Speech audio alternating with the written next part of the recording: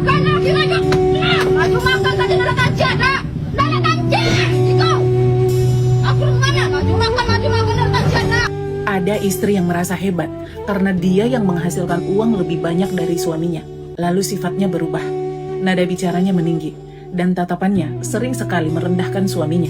Bahkan mirisnya, istri berani memarahi suaminya di depan orang lain. Dan yang paling menyakitkan, ada seorang istri yang tega berlaku kasar kepada suaminya sendiri hanya karena suaminya hari ini belum bekerja. Kamu pikir itu kekuatan? Tidak sama sekali. Itu tandanya kamu itu kehilangan adab. Dengarkan ini baik-baik. Hari ini mungkin kamu di atas, tapi roda kehidupan itu berputar. Laki-laki yang kamu rendahkan hari ini, bisa jadi dia adalah orang yang pernah berjuang mati-matian untuk kamu. Dan kalaupun hari ini dia sedang jatuh, tugasmu sebagai istri bukan menghancurkan harga dirinya, tapi menguatkan dia. Karena laki-laki jatuhnya bukan karena keadaan saja, tapi mereka juga bisa jatuh karena kehilangan penghargaan dari orang yang paling mereka cintai. Ingat ya, uangmu tidak membuatmu lebih tinggi dari suamimu. Penghasilanmu tidak memberikanmu hak sedikit pun untuk bersikap kurang ajar kepada suamimu. Kamu tahu tidak?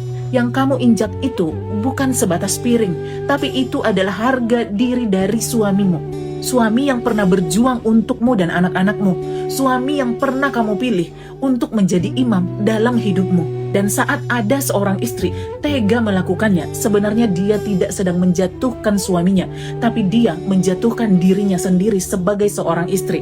Uangmu mungkin bisa membeli banyak hal, tapi tidak bisa membeli harga diri suamimu. Kamu harus tahu ini, saat seorang istri kehilangan adabnya, disitulah perlahan-lahan sebenarnya rumah tangga itu kehilangan berkahnya. Dan ketika laki-laki itu akhirnya pergi, bukan karena dia tidak mampu bertahan, tapi karena dia sudah terlalu lama dihancurkan oleh orang yang seharusnya menjadi pendukung dan penguat di dalam hidupnya saat dia susah. Kalau kamu ingin dihargai sebagai perempuan, maka belajarlah menghargai laki-laki yang menjadi imam dan kepala dalam rumah tanggamu. Karena ketika rasa hormat itu hilang, yang tersisa bukan lagi rumah tangga, tapi justru yang tersisa adalah medan perang.